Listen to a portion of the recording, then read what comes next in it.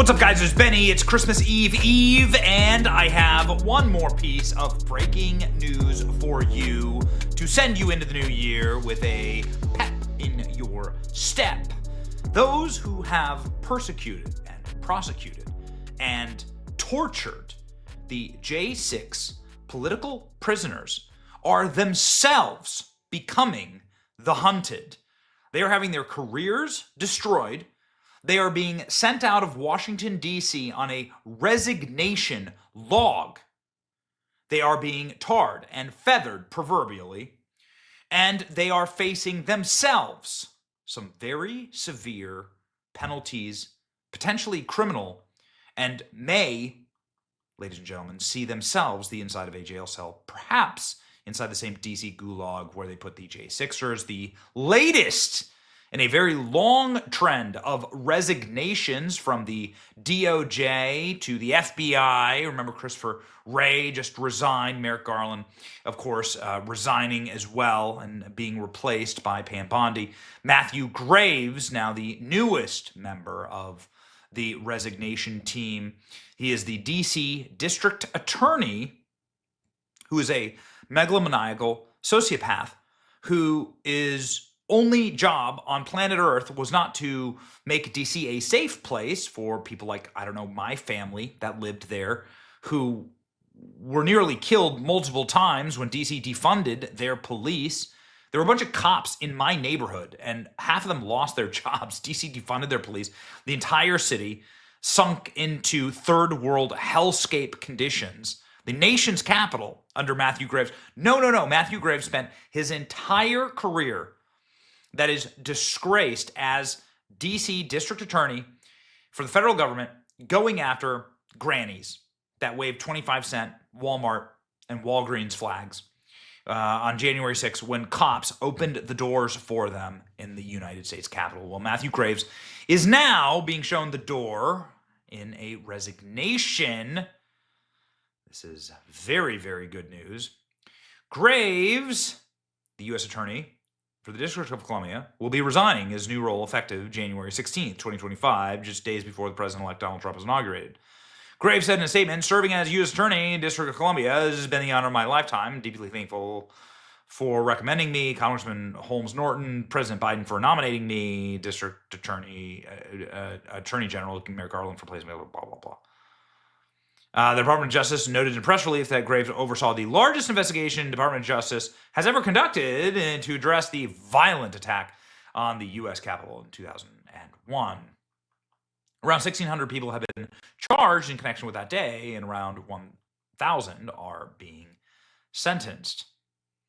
Because politically motivated violence and destruction rip up the fabric of society, Mr. Graves made federal prosecuting crimes a priority, the DOJ stated. Oh, very interesting.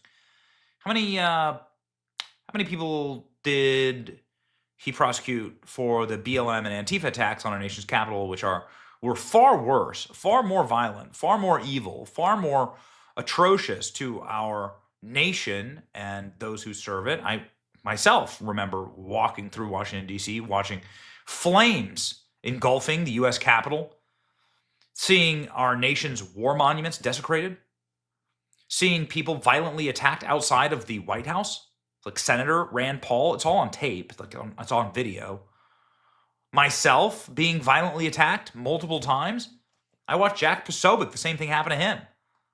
Yet nobody faced a single sentence, not much less a day, an hour, or a second in jail. Meanwhile, J6 political prisoners have rotted in prisons in what is a living hell. Julie Kelly saying, "Here's a good little Marxist, Matthew Graves, telling American citizens that they broke federal laws by standing on the grass outside of a government building on Wednesday afternoon. He can come, and he can come get you if he wants." Julie Kelly is, of course, one of the absolute top reporters who has been covering the fraudulence that is Matthew Graves and the persecution of J6 political prisoners. And Julie Kelly is someone who is, not going to allow these crimes against American citizens to go unpunished. The hunters are about to be on the hunted, says Mike Davis. Lawyers Lawyer up. January 6th prosecutors, justice is coming. Mike Davis also saying the trash is taking itself out before January 20th, but Matthew Graves must face severe legal, political, and financial consequences for what he did to the January 6th defendants. It's unforgivable. He should feel very lucky that I'm not going back into government. I would show no mercy. My new piece, Matt Graves' Resignation, I'm reposting of him and his wife.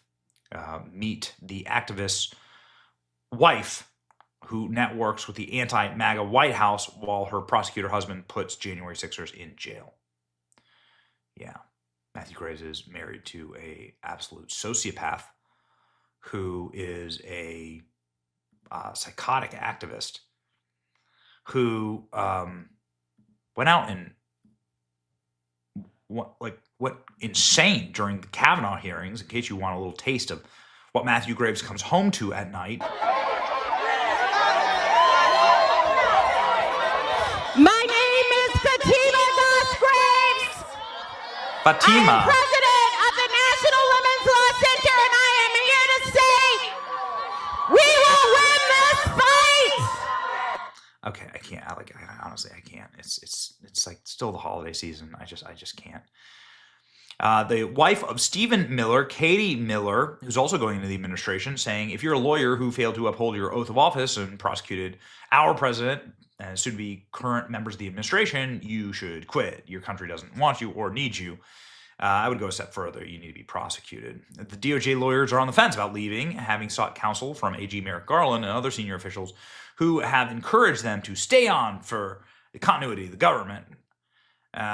Law firms say there's been an unprecedented flood of resumes from department lawyers looking for the exits. A wonderful piece of news today, ladies and gentlemen. Matthew Graves resigning. There's always a look, man. There's always a look. That's fucking cuck. United States Attorney Matthew Graves to step down on January 16th. So here's the full press release. Humiliating and embarrassing, and I certainly would never take the time to read it to you. I will say that Matthew Graves, this entire operation seems like a psychotic, radical, perverse agenda to simply imprison Americans if given the chance to bend every conceivable rule. Matthew Graves is the kind of guy who ignored all the Supreme Court rulings, did everything possible to destroy the lives. And here's his wife. She's part of the cabal trying to force Clarence Thomas out of the Supreme Court. Here she is in 2018, opposing the Kavanaugh nomination. What a psychopath! Look at this. That is demon energy right there, man. That is demon energy. Make sure your hands don't shake, right? Like, make sure your hands are on level. Like, my hand never shakes. A lot of people say a lot about it. My hands never shake. What is that? What is that? I got a microphone too. What is this? Who talks like that? What the hell is wrong with these people? Really, really, truly despicable. Matthew Graves, the corrupt DOJ attorney responsible for the persecution of President Trump and his supporters, has resigned. Graves' work has led to many J6ers ending their lives. The story shouldn't be over. He and his accomplices need to go to jail for the treason that they have committed. That's exactly right. That's always physiognomy undefeated, man. It's always these guys. Look at the sunken eyes, sad, dejected, like somebody just didn't love this person, right? And now they take it out on everyone else. U.S. Attorney Matthew Graves, the pawn at the helm of the DOJ targeting Biden's political opponents, just resigned ahead of Trump's inauguration. The swamp knows that justice is coming. We'll see. We'll see. Lawyer up Matthew Graves, you violated constitutional rights of Americans. U.S. Code 241, nobody is above the law. Bridget Fitzpatrick, his handpicked crony, can enjoy her 4 days as acting U.S. attorney. Justice is coming on January 20th. Well, let's pray and hope, ladies and gentlemen. We were at Mar-a-Lago recently, and we did hear Donald Trump playing the January 6th Prisons Choir. Was his first song that he played. We sat right next to him at Mar-a-Lago. And so Trump has not forgotten about the J6 political prisoners, and I am praying for pardons on day one. Ladies and gentlemen, more good news heading into the new year. It's your boy Benny.